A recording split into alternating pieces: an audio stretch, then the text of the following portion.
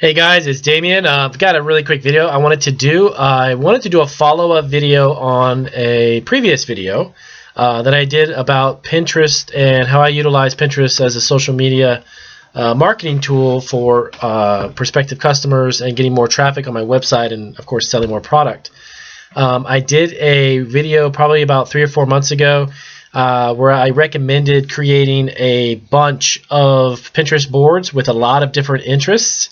Mainly to attract customers, potential customers to my Pinterest page, and then of course the Pinterest boards, and then of course the pins themselves to get more traffic through both my website, my Amazon store, my Etsy store, and all of the stores that we have online.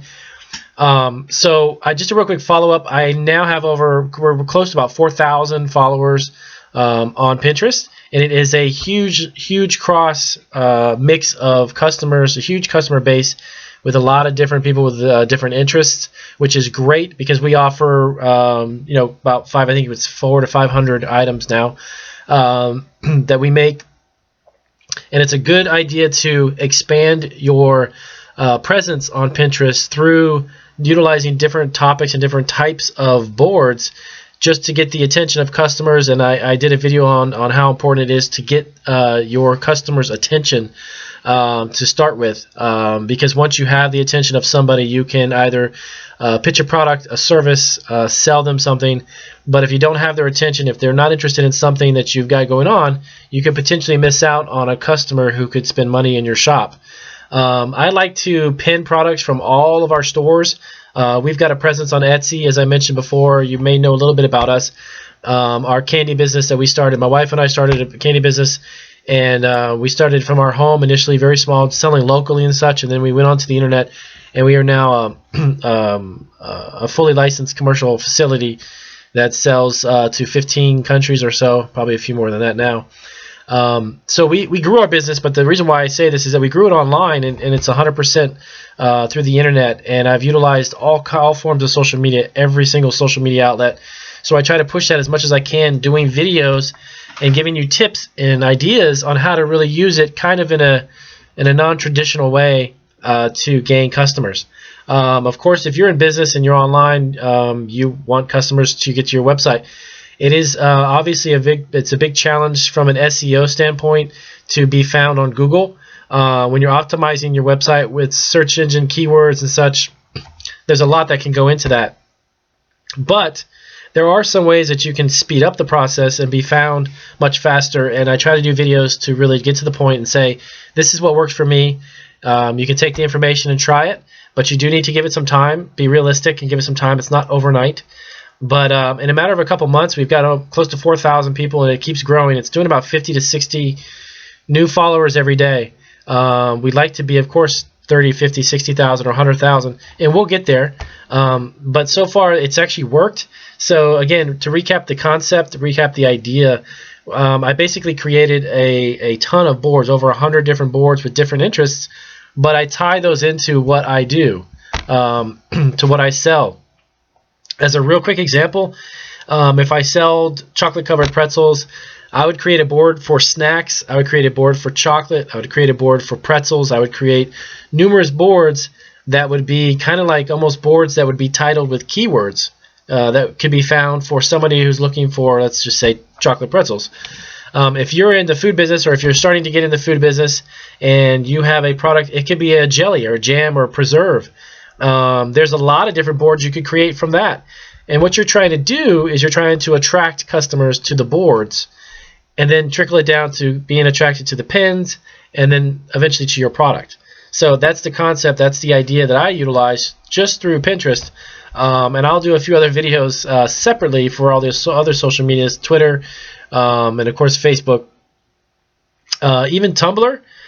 Creating a blog and discussing your product in your blog on Tumblr, you can gain more traffic. Post pictures.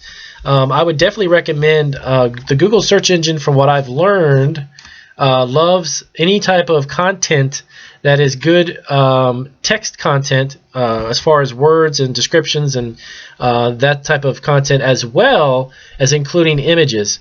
If you can include good text, good content with really good images, Google, from what I've read and what I've kind of taught myself so far, from the way I understand it, it's a better benefit to you being found by utilizing those two things together. So great pictures of your product, links to your website, links from your website, and then of course good content within it describing your product, good keywords. And I'll do a video on Google's keyword tool, which helps you narrow down which keywords are the best of the best, and that you can add to your descriptions, you can add to your tags. You can utilize them on Amazon, you can utilize them on Etsy, eBay, excuse me. You can actually utilize those keywords pretty much anywhere and everywhere that you are, and I will show you how we do that. And the other thing I was going to mention is that I am doing a video series state by state that's going to recap really basic information. It's going to give you a good foundation to understand, if you're just starting on cottage kitchen, how the laws work with making products from your home and what you can do to start a business that way, and then grow it. But I will be doing each state by state. I already did California, and that's actually up here. You can watch that one. Then I'm going to be working on, and I've already started today, putting together ebooks, and the ebooks are going to be an amazing resource for cottage kitchen rules and regulations state by state. And you can actually pick that up. I want to have it through Amazon, and I'll put a little link up when I start those and get them out. It'll be state by state. It's also going to have a lot of extra tips and tricks and resources that I utilize and I've learned over the past 6 or 7 years we've been on the internet. Been in this type of business though for about 10 years.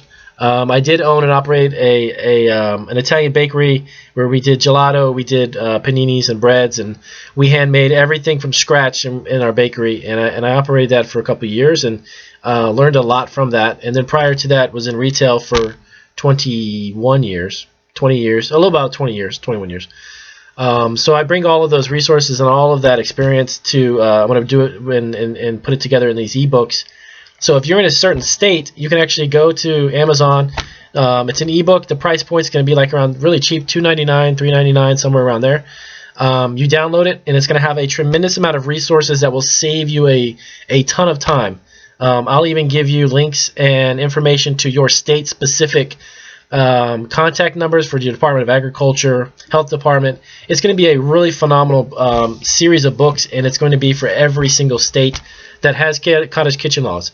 Not every state actually does. There's a couple states it's still not legal to produce food from your home. But long story short, I'll wrap this up. I don't want to take much of your time up. Give me a thumbs up if you like my video. If you have any questions, please give me some questions or comments down below. I always respond to them as quick as I can. Thank you guys, and do take care. Good luck.